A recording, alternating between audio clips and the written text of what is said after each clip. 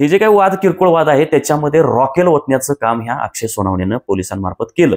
अक्षय सोनावणे बाहेर आला, बाहेर जे काही सामान्य लोक असतील, प्रतिष्ठित सुद्धा लोक होते त्याच्यामध्ये, त्यांना ह्याने शिव्या दिल्या, एका एकाला घोडा लावीन असा हा अक्षय सोनावणे बोलत होता. परंतु हा अक्षय सोनावणे त्या मोजणी खात्याच्या कर्मचाऱ्यांना, सरकारी कर्मचाऱ्यांना त्याने आई बहिणीवरनं शिव्या दिल्या. वडूज पोलीस ठाण्याचे घनश्याम सोनवणे आणि मसवड पोलीस ठाण्याचे अक्षय सोनवणे हे दोघे तर म्हणजे त्यांना पोलीस म्हणून घेण्यात फार इंटरेस्ट नसेल, परंतु आम्ही जयकुमार गोरेंचे घरगडी आहोत, आम्ही त्यांचे भांडीघासे आहोत हे म्हणून घेण्यातच त्यांना फार भूषण वाटत असावं अशी स्थिती आहे. विक्रम शिंगाडेला त्यांनी बसवून ठेवलं, त्याच्यावर गुन्हा दाखल करायची तयारी चालू केली. परंतु धनगर समाज, तिथला धनगर समाज खवळला, धनगर समाज तिथं धावत आला, मोठ्या संख्येने आला आणि अक्षय सोनवणेंच्या ह्या कृतीवर आक्षेप नोंदवला. नमस्कार, लयभारीमध्ये आपल्या सगळ्यांचं स्वागत. आपल्या राज्याचे ग्रामविकास मंत्री जयकुमार गोरे यांच्याकडे इतकं महत्त्वाचं खातं आहे की महाराष्ट्रातील गावोगावचा ते कायापालट करू शकतात आणि तेवढी त्यांना संधी मिळालेली आहे. देवेंद्र फडणवीस यांनी हे अतिशय महत्त्वाचं खातं त्यांना दिलेलं आहे. ते मान खटाव या विधानसभा मतदारसंघाचं प्रतिनिधित्व करतात आणि हा जो भाग आहे हा दुष्काळी भाग आहे. या दुष्काळी भागाचं कल्याण करण्याची संधी त्यांना गवसलेली आहे. प्रत्येक गावागावामध्ये ते म्हणजे तिथली लोकसंस्कृती असेल, तिथले परंपरा असतील, त्यानंतर तिथला विकास असेल आणि ही जी सगळी गावं आहे त्या गावांचं एक अतिशय चांगलं रोल मॉडेल ते बनवू शकतात. अगदी महाराष्ट्रातील लोक, अन्य जी गावं आहेत त्यांना जर काही आदर्शवत असं जर काही काम करायचं असेल तर त्या लोकांनी या मान खटाव तालुक्यांमध्ये येऊन इथल्या गावांचा आदर्श घ्यायला हवा. अशा पद्धतीचं रोल मॉडेल जयकुमार गोरे विकसित करू शकतात आणि तेवढ्या ताकदीचं खातं त्यांच्याकडे आहे. तेवढ्या ताकदीची माणसं या मान खटाव तालुक्यांमध्ये आहेत, तेवढी रत्न आहेत. अगदी राज्यस्तरावर असेल, राष्ट्रीय स्तरावर असेल आणि जगभरात ही या तालुक्यातील लोक, कर्तृत्ववान लोक पसरलेली आहेत. अशा सगळ्या लोकांना एकत्रित आणून जयकुमार गोरे या गावांचा विकास करू शकतात. परंतु त्यांना असं काही करायचंच नाही असं दिसतंय. कारण या दोन तालुक्यांमध्ये त्यांनी म्हणजे गावचा विकास हा राजकारणातूनच झाला पाहिजे. गावागावातील लोक असतील, वेगवेगळ्या समूहाचे असतील, वेगवेगळ्या विचारधारेचे असतील, वेगवेगळ्या राजकीय गटाचे असतील, तर ह्या सगळ्या लोकांना आपापसात झुंजवायचं आणि हे झुंजवत असताना प्रशासनाचा गैरवापर करून घ्यायचा. म्हणजे प्रशासन, मग ते पंचायत समिती असेल, प्रांत अधिकारी असतील, तहसीलदार असतील, कृषी खातं असेल, आरोग्य खातं असेल, भूमी अभिलेख खातं असेल आणि सर्वात महत्त्वाचं म्हणजे पोलीस. तर या दोन्ही मतदारसंघामध्ये 4 पोलीस ठाणे आहेत. एक औंध, दुसरं वडूज, तिसरं दहिवडी आणि चौथं मसवड. तर या 4ही पोलीस स्टेशनचे जे प्रमुख आहेत ते जणू काही जयकुमार गोरे यांचे खाजगी नोकर आहेत, खाजगी सेवक आहेत अशा पद्धतीने वागत असतात. विशेषतः वडूज पोलीस ठाण्याचे घनश्याम सोनवणे आणि मसवड पोलीस ठाण्याचे अक्षय सोनवणे हे दोघे तर म्हणजे त्यांना पोलीस म्हणून घेण्यात फार इंटरेस्ट नसेल, परंतु आम्ही जयकुमार गोरेंचे घरगडी आहोत, आम्ही त्यांचे भांडीघासे आहोत हे म्हणून घेण्यातच त्यांना फार भूषण वाटत असावं अशी स्थिती आहे. या अक्षय सोनवणेंना तर जणू काही जयकुमार गोरेंशी संबंधित ज्या काही वाईट गोष्टी असतील, जयकुमार गोरेंचं जे काही राजकारण असेल, जयकुमार गोरेंची जी काही कारस्थान असतील, त्या कारस्थानामध्ये योगदान देणं आणि त्या कारस्थानांच्या अनुषंगाने कार्यवाहींची दिशा ठरवणं, ती दिशा ठरवून जयकुमार गोरे यांच्या विरोधात बोलणारी लोक असतील, जयकुमार गोरे यांच्या राजकारणाला धोकादायक किंवा जयकुमार गोरेंच्या राजकारणाचं आलोचन करणारे, समीक्षण करणारी लोक असतील, गावागावातले जे काही वेगवेगळे गट असतील, त्या वेगवेगळ्या गटातले जो फक्त आपला जो गट आहे त्याचं म्हणजे जयकुमार गोरेंचा जो गट आहे त्या जयकुमार गोरेंच्या गटासाठी पूरक भूमिका घेणं आणि जयकुमार गोरेंच्या विरोधातला जो गट असेल त्याचं खच्चीकरण करणं, त्याचं नामोहरण करणं, एवढ्याच कामासाठी हे अक्षय सोनवणे यांची नेमणूक त्या मसवड पोलीस ठाण्यामध्ये झालेली आहे. यापूर्वी ते दहिवडी पोलीस ठाण्यामध्ये होते. आता तुम्ही म्हणाल की तुम्हाला काय तुषारजी हे अक्षय सोनवणे आणि घनश्याम सोनवणे आणि जयकुमार गोरे यांच्याविषयी काय त्यांच्याशिवाय दुसरा काय तुमच्याकडे विषयच नाही का? तुम्ही सतत त्यांच्याविषयीच बोलताय. तर यांच्याविषयीच सतत बोंबलण्याची वेळ ही जी काही मंडळी आहेत, अक्षय सोनवणे असेल, घनश्याम सोनवणे असेल आणि जयकुमार गोरे स्वतः असतील, तर ह्यांचं कर्तृत्व, ह्यांचे उपद्व्याप, ह्यांची कार्यपद्धत अशी आहे की तिथं बोललंच पाहिजे, बोलावंच लागतंय. आणि लोकांचे मला प्रचंड फोन येत आहेत, 2 दिवसांपासून फोन येत आहेत, विशेषतः ह्या अक्षय सोनवणेंविषयी. खरं तर अक्षय सोनवणे यांच्या विरोधात, अक्षय सोनवणे आणि घनश्याम सोनवणे यांच्या विरोधात मी उपोषणाला बसण्याचा निर्णय जाहीर केलेला आहे. आणि मी बसणार आहे, कोणत्याही परिस्थितीत मी उपोषणाला बसणार आहे. ह्या दोघांना बडतर्फ केलंच पाहिजे या मागणीसाठी.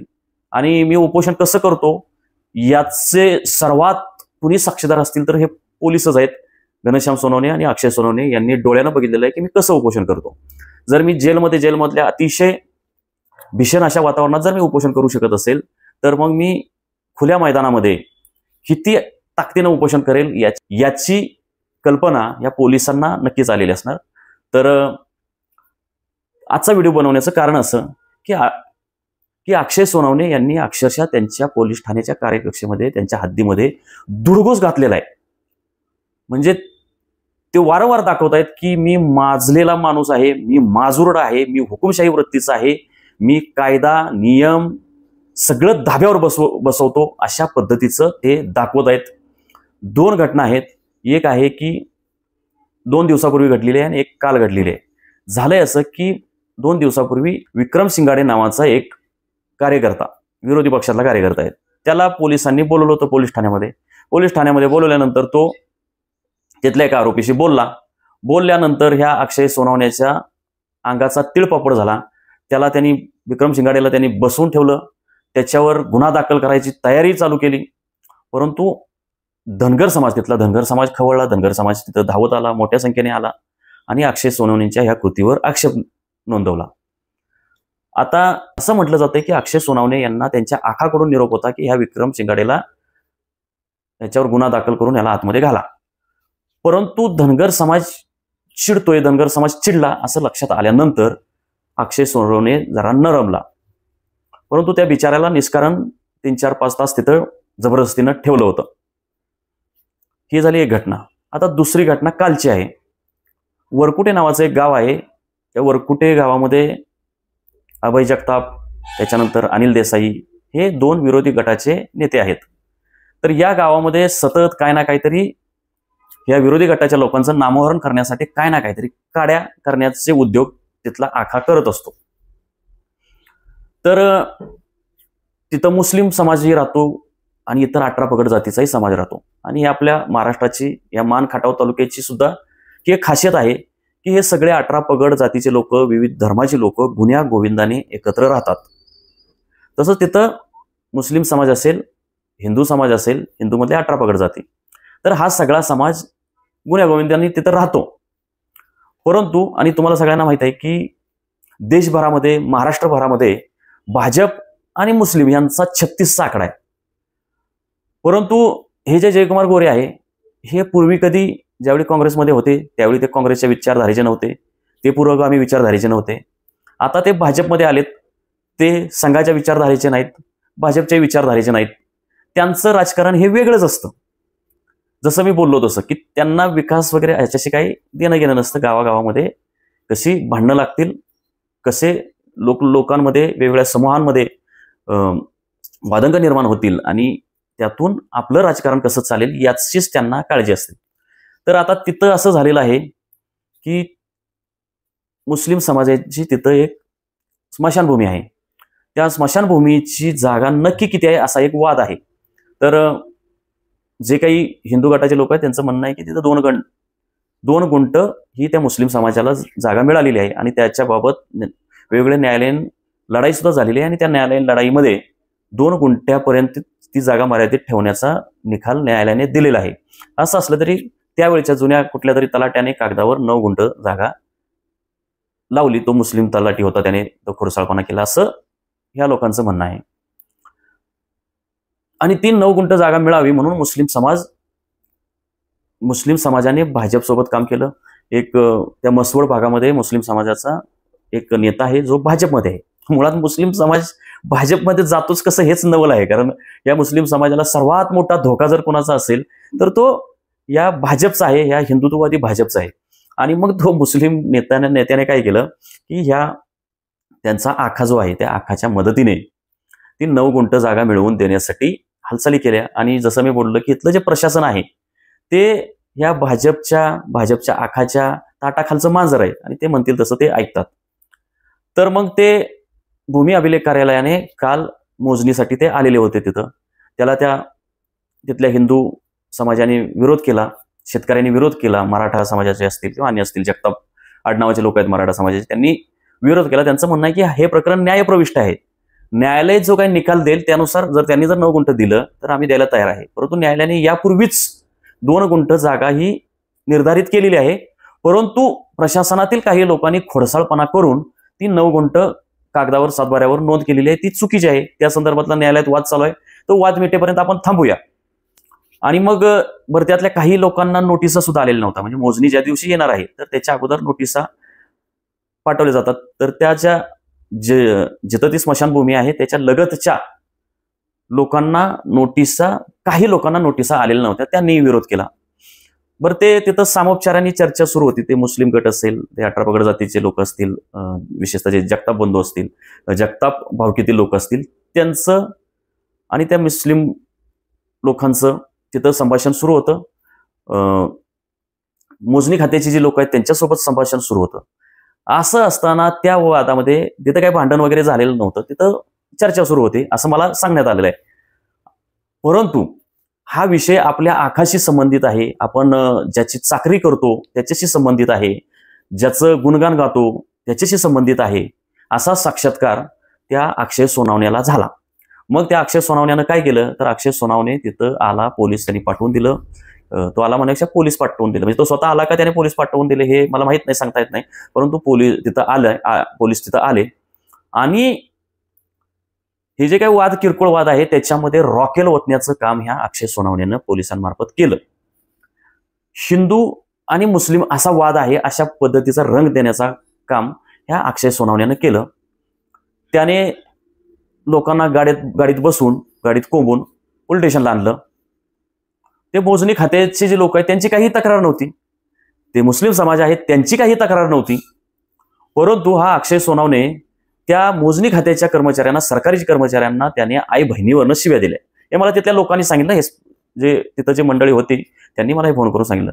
या अक्षय सोनावणेने त्यांना आई बहिणीवरनं शिव्या दिल्या. का शिव्या दिल्या तर तुम्ही ह्या जगतापांच्या विरोधात तक्रार दाखल करा. तुम्ही तक्रार दाखल केली का? तक्रार दाखल करा. तर हे तक्रार दाखल केली की अक्षय सोनावणे ह्या जगताप कुटुंबातली जी लोक आहेत, जगताप भावकीतली जी लोक आहेत त्यांच्या विरोधात, आणि ते विरोधी पक्षातले आहेत तर त्यांच्या विरोधात कारवाई करायला हा मोकळा. तर ते वारंवार सांगत होते की आम्हाला काही तक्रार करायची नाही. तर मग परंतु हा त्यांना शिव्या देत होता. पण तिथं लोक मोठ्या संख्येने जमा झाली. बाहेर पोलीस ठाण्याच्या बाहेर, पोलीस ठाण्याच्या आतमध्ये लोक जमा झाली मोठ्या संख्येने. वातावरण तंग झालं. आता अशा वेळी आपण किती कौशल्याने हा विषय सामोपचाराने मिटवायला पाहिजे. ते राहिलं बाजूला, त्याला हाच इंटरेस्ट होता की ह्या जगतापांवर गुन्हे दाखल करायचे. हा अक्षय सोनावणे बाहेर आला. बाहेर जे काही सामान्य लोक असतील, प्रतिष्ठित सुद्धा लोक होती त्याच्यामध्ये, त्यांना ह्याने शिव्या दिल्या. एका घोडा लावीन असा हा अक्षय सोनावणे बोलत होता. अहो काय तुमची भाषा, बरं तुम्ही हे बोलू शकता का? तर 1000% तुम्ही हे बोलता, कारण मी स्वतः पोलीस कोठडीमध्ये राहिलेलो आहे. या अक्षय सोनावणेने मलाही शिव्या दिलेल्या आहेत. त्यामुळे हा कुठल्या लायकीचा आहे हा अक्षय सोनावणे मला माहित आहे. हा माणूस, ह्याचा पोलीस खात्याचा काहीच संबंध नाही, याला पोलीस खात्यातलं काही कळतच नाही. हा फक्त त्या पोलीस खात्यात ज्या पदावर आहे त्या पदाचा दुरुपयोग करतो. त्याच्या सगळ्या निष्ठा ह्या जयकुमार गोरे यांच्या चरणी वाहिलेल्या आहेत. आणि जयकुमार गोरे उठ म्हणले की हा उठतो, जयकुमार गोरे म्हणले बस म्हणले की हा बसतो. आता जयकुमार गोरेंनी ह्याला काय काय सांगितल्यानंतर हा काय काय करू शकतो हे मी काय बोलायची गरज नाही जास्त. लोकच याविषयी समजून घेतील की हा काय काय करू शकतो. आणि सर्वात महत्वाचं का, हा जयकुमार गोरेंचं ऐकून खोटे गुन्हे दाखल करू शकतो. म्हणजे माझ्या प्रकरणामध्ये तर ह्या अक्षय सोनावणेची आणि त्या घनश्याम सोनावणेची न्यायालयाने फार आबरू काढलेले आहे. हे खरं तर काय कशा शब्दात आबरू काढलेले हे मी यापूर्वी अक्षय सोनावणे संदर्भातला व्हिडिओ बनवलेला आहे. परंतु मी परत एकदा बनवेन की कसे कान पिळलेले न्यायालयाने ह्या अक्षय सोनावणेचे, ते जनतेला जरा कळेल. तर हा अक्षय सोनावणे ज्यावेळी दहिवडीत होता त्यावेळी तिथं सगळे त्याच्या कार्यकक्षेमध्ये अवैध धंद्यांची बजबूज पुरी माजलेली होती. ह्या मसवड पोलीस ठाण्यामध्ये सुद्धा अशा अवैध धंद्यांची बसपुरी माजलेली आहे. तिकडं लक्ष द्यायचं राहिलं बाजूला, आणि हिथं हा दोन समाजामध्ये तेढ कशी निर्माण होईल, दोन समाजामध्ये आग कशी लागली जाईल, अशा पद्धतीचं ह्याची कार्यपद्धत आहे.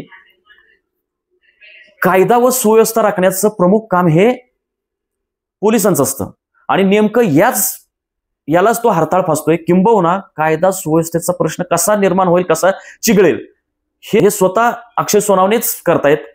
म्हणजे तिथे एक मुस्लिम गट आहे, एक हिंदू गट आहे, याला वेगळं वळण मिळेल.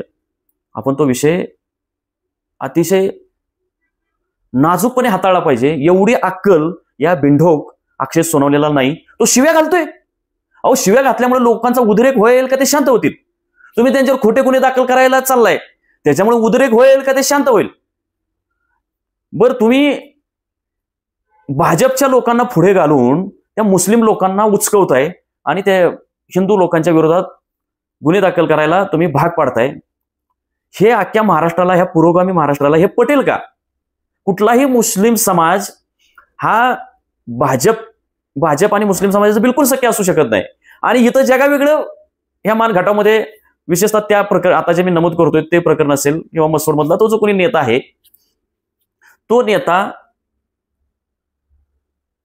भाजपचा नेता आहे, मुस्लिम नेता, तो त्या मुस्लिम समाजाला उचकवतोय. तर हे पुरोगामी महाराष्ट्राला हे न पटणारी गोष्ट आहे, विश्वास न ठेवणारी गोष्ट आहे. परंतु माझंही तिथल्या स्थानिक मुस्लिम लोकांना माझी विनंती असेल की बाबारो, तुम्ही त्या भाजपच्या नादाला लागू नका. तुम्ही बघा काय ते अथर्व सुदामेचं एक उदाहरण आहे की तुमच्या समाजाचा शत्रू कोणी ते जगताप वगैरे नाहीत, हा भाजप RSS शत्रू आहे. तुम्ही त्या भाजपच्या धावणीला जाताय, अजिबात जाऊ नका. त्याच्यापेक्षा त्या जगताप लोकांशी सामोपचाराने मिटवून घ्या. न्यायालयाच्या काय ऑर्डर आहेत ते बघा, आणि त्यानुसारच तुम्ही निर्णय घ्या, सामोपचाराने निर्णय घ्या. तुम्ही त्या भाजपच्या नादाला लागणं हे तुमच्यासाठी धोकादायक आहे. तुम्ही त्या भाजपकडे जाताय, त्याचा दुरुपयोग दोन समाजामध्ये तेढ निर्माण करण्यासाठी केला जातोय. आणि हे अक्षय सोनावणेसारखे लायक नसलेले, पोलीस खात्यामध्ये काम करण्याची पात्रता नसलेले पोलीस अधिकारी, म्हणजे त्याला पोलीस अधिकारी म्हणणं चुकीचं आहे. तो जयकुमार गोरे यांचा निष्ठावंत भक्त आहे, तो अंधभक्त आहे.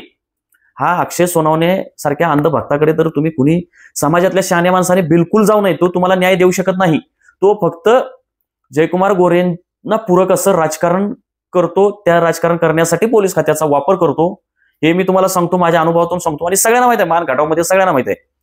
खरं तर त्याला थोडी तरी, त्या अक्षय सोनावण्याला जनाची नाही मनाची जर असेल थोडी तरी, अरे तुझा 10 वर्षाचा काळ ओलांडून गेलेला आहे, तू या सातारा जिल्ह्यात नोकरी करण्यासाठी पात्र नाही, परंतु तू तुझ्या आखाचा लाळ घोटेपणा करून त्याच्या मागं पुढं शेपूट हलवून तू इथंच थांबलाय. तू जर एवढा प्रामाणिक आणि कर्तव्य कठोर अधिकारी असता तर तू नियमानुसार कधीच बाहेर गेला असता. तुला अक्षय सोनावणे, तुला माझ्या या शब्दांचा राग येत असेल, आणि आलाच पाहिजे, तुला राग यावा म्हणूनच मी बोलतोय. तू जर एवढ्या लायकीचा असेल, तुझी जर एवढी पात्रता असेल, तर तू ताबडतोब नियमानुसार जिल्ह्याच्या बाहेर जा, तिकडं नोकरी कर. तुझी जी काही लायकी आहे, तुझी जी काही क्षमता आहे पोलीस खात्यातली, ती तिकडेही दाखव ना. तुला काय मानघाट्यामध्येच तू काय जावयस काय मानघाटाचा, इथंच थांबला पाहिजेस? जा ना बाहेर, तुझी लायकी दाखव, तुझी पात्रता दाखव. तिकडं नक्षलवादी भागात जा ना, तिकडे चंद्रपूर गडचिरोलीला जा. तू मंत्री महोदयांना सांग की मला फार मोठं कर्तव्य दाखवायचे, माझी क्षमता दाखवायचे, मी किती सिंगम दर्जाचा पोलीस अधिकारी आहे हे मला दाखवायचे, आणि त्यासाठी मला गडचिरोलीला माझी बदली करा. तिथल्या नक्षलवाद्यांचा मी नाही बेमोड केला तर माझं नाव बदला, असं सांगून जा ना. इथंच गोरगरीब लोकांना छळतोस, ताटाखालचं मांजर बनलायस तू राजकीय नेत्यांच्या. तर तिथल्या दोन्ही मुस्लिम बांधव असतील, तिथले इतरही 18 पगड जातीचे बांधव असतील, त्यांना माझी सगळ्यांना विनंती आहे की हे असले वाद तुम्ही पोलीस ठाण्याच्या दारात नेऊ नका, राजकारण्यांच्या दारात नेऊ नका. ते तुमचं वाटोळच करायला बसलेत. तुम्हाला ते तुमच्यावर कसे उपकार केले असं दाखवणार, आणि तुम्हाला उपकृत करून तुमचीच भविष्यामध्ये तुमची वाट लागेल, सत्यानाश होईल, अशा पद्धतीचे ते काम करत असतात. आणि जयकुमार गोरे यांची जी कार्यपद्धत आहे ती अशी समाज विघातक आहे. ते विकास काही करत नाहीत. ते विकासाच्या नावाखाली त्यांनी कंत्राटदार माफिया, वाळू माफिया, माती माफिया असले सगळे माफिया घडवण्याचं काम केलेलं आहे. जी खरी मान खटावच्या विकासासाठी चांगली लोक आहेत, चांगली रत्न आहेत, जी मगाशीच बोललो तसं गावागावामध्ये आहेत, जी नोकरी निमित्त कामधंद्यानिमित्त मुंबई असेल, मुंबईच्या बाहेर असेल, राज्यभरात असतील, देशभरात असतील, जगभरामध्ये पसरलेले आहेत. अशा लोकांना हाताशी धरून हे जयकुमार गोरे, आदरणीय जयकुमार गोरे मंत्री महोदय हे या तालुक्याचा प्रचंड मोठा विकास करू शकतात. ग्रामविकास खात्याच्या अंतर्गत चांगला विकास करू शकतात आणि ग्रामविकास खात्याने कसं काम करायला पाहिजे हे अख्ख्या महाराष्ट्राला दाखवून देऊ शकतात. परंतु ते करणार नाहीत, कारण त्यांना विचारवंत, अभ्यासू, कर्तृत्ववान लोकांची फार भीती आहे. त्यांना असं वाटतंय की हे अशी लोक जर गावागावात आली तर लोक विचार करायला लागतील, त्यांना ज्ञान समजेल, त्यांना कायदा समजेल आणि ते त्यांना ह्या सामान्य लोक हुशार होऊ लागतील आणि जर ही हुशार लोक झाली तर आपलं राजकारण संपेल याची भीती ही जयकुमार गोरेंना आहे. आणि मग हे म्हणून ह्या अशा चांगल्या लोकांना ते त्या गावात येऊ देत नाहीत, सक्रिय होऊ देत नाहीत. आणि मग असे हे अक्षय सोनवणेसारखे बावळट अधिकारी त्यांना हाताशी धरून हे अशा विचारी लोकांना, चळवळीतील लोकांना त्रास देतात. दोन समूहामध्ये, दोन वेगळ्या जाती समूहामध्ये, दोन वेगळ्या धार्मिक समूहामध्ये कलह निर्माण करण्याचं काम हा अक्षय सोनवणेसारखा पोलीस अधिकारी करतो. तर बांधवांनो, माझा हा व्हिडिओ आपणास कसा वाटला ते अगदी आवर्जून सांगा. तो हा माझा यूट्यूब चॅनल असेल, फेसबुक असेल तर ते सबस्क्राईब करा, फॉलो करा आणि इतरांनाही हा व्हिडिओ पाठवा. आणि बांधवांना माझी विनंती आहे की हे जयकुमार गोरे यांनी देवेंद्र फडणवीसांच्या गृह खात्याच्या माध्यमातून माझी जी काही लयभारी कंपनी आहे ती पूर्णपणे उद्ध्वस्त केलेली आहे. माझं सगळं सामान पोलिसांनी म्हणजे ते पोलीस आहेत म्हणून, कायद्याचे रक्षक आहेत म्हणून त्यांना पोलीस म्हणायचं, पण माझ्या दृष्टीने ते दरोडेखोर चोरच आहेत. त्यांनी माझं सामान सगळं जे काही पत्रकारिता करण्यासाठी लागणारे सगळं सामान आहे ते सगळं चोरून लंपास करून नेलेलं आहे. त्यांच्या चोर ह्याच्यासाठी म्हणतोय की त्याची काही गरज नव्हती त्या ह्याच्यासाठी, तरी ते मुद्दाम नेलेलं आहे म्हणून त्याला चोरीच म्हणावं लागेल. तर हे घेऊन गेलेले आहेत आणि परंतु माझी हिंमत हारलेली नाही. मला ताकदीनं ही पत्रकारिता पुढे न्यायची आहे. म्हणून ह्या माझ्या पत्रकारितेची पुनरुभारणी करण्यासाठी तुम्ही फुल ना फुलाची पाकळी मदत करावी अशी मी तुम्हाला विनंती करतो. आणि तुमच्या मनाला माझी भूमिका पटत असेल तरच मदत करा, अन्यथा नाही केली तरी चालेल. धन्यवाद.